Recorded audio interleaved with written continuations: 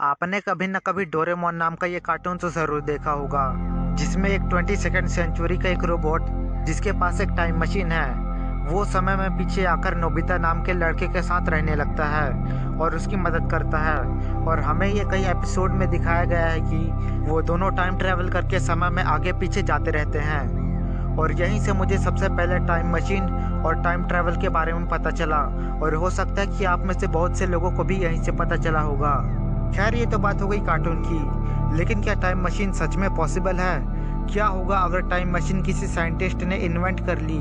क्या उस time machine से हम टाइम ट्रैवल कर पाएंगे? क्या उस टाइम मशीन से समय में आगे पीछे जाया जा सकेगा? टाइम मशीन बनने के बाद दुनिया कैसी होगी? तो बिना टाइम वेस्ट किए चलिए देखते हैं कि क्या होगा अगर टाइम मशीन बन गई तो। टाइम मशीन शब्द का इस्तेमाल सबसे पहले famous author Herbert George Wells ने अपनी बुक द टाइम मशीन में 1895 में किया था, और ये बुक पूरी दुनिया में काफ़ी प्रसिद्ध हुई और यहीं से सबको टाइम मशीन के बारे में पता चला। तो क्या अभी के समय में टाइम मशीन बनाना पॉसिबल है? देखो, सबसे पहली चीज़ कि टाइम मशीन कोई हलवा तो है नहीं कि किसी ने भी बना लिया। अगर टाइम मशीन बन जाती है तो ये ब्रह्मांड के आधे से ज़्यादा रहस्य को उजागर कर देगी। पिरामिड, बरमूडा ट्रायंगल, भारत के प्राचीन मंदिरों के निर्माण से लेकर प्राचीन शहरों तक के रहस्य को पता चल जाएगा।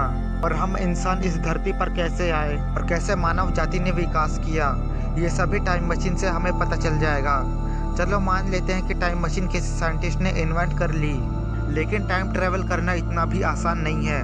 आपने YouTube पर टाइम ट्रैवल से रिलेटेड कई सारी घटनाओं के बारे में सुना होगा, लेकिन जब भी हम टाइम ट्रैवल के बारे में सोचते हैं तो हमारे सामने कई सारे पैराडॉक्स आ जाते हैं। पैराडॉक्स मतलब विरोधाभास।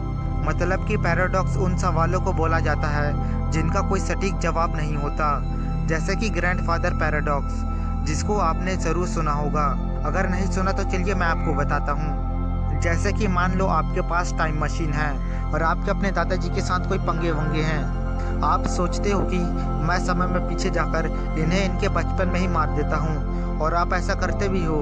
लेकिन यहाँ पर आता है एक ट्विस्ट। अब जैसे कि आपने अपने दादाजी को मार दिया है, इसका मतलब अब ना तो आपके पिताजी का जन्म होगा और ना ही आपका। अब सवाल यहाँ पर यह आता है कि जब आपका जन्म ही नहीं होगा तो आपने टाइम ट्रेवल किया कैसे? आपने अपने दादाजी को मारा कैसे? क्यों? दिमाग हिल गया ना। और इसी को कहते हैं ग्रैंडफादर पैराडॉक्स। और भी ऐसे ही दिमाग चकरा देने वाले सवाल हमारे सामने आ जाते हैं जब भी हम टाइम ट्रैवल के बारे में सोचते हैं। तो बेसिकली जब भी हम समय में बदलाव करने की कोशिश करते हैं तो हम एक कैजुअल लूप में फंसते जाते हैं, जिसका ना तो कोई आदि होता है और ना ही अंत। ये बस चलता ही जाता है।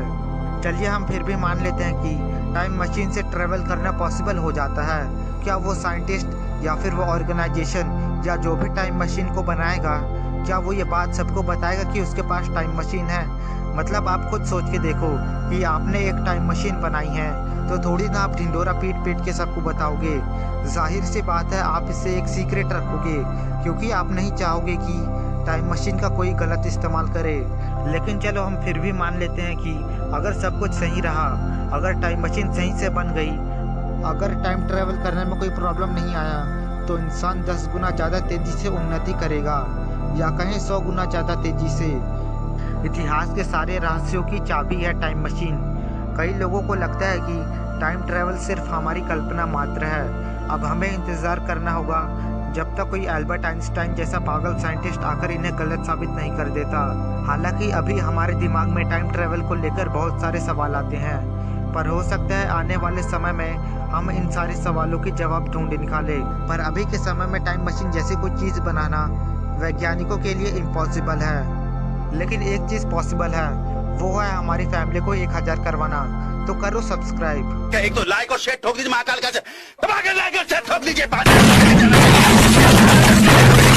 पूरा साल मेहनत करता हूँ आपके लिए बेटा, ऐसा नहीं चलेगा, ऐसा नहीं चलेगा। और मैं मिलता हूँ आपसे नेक्स्ट वीडियो में।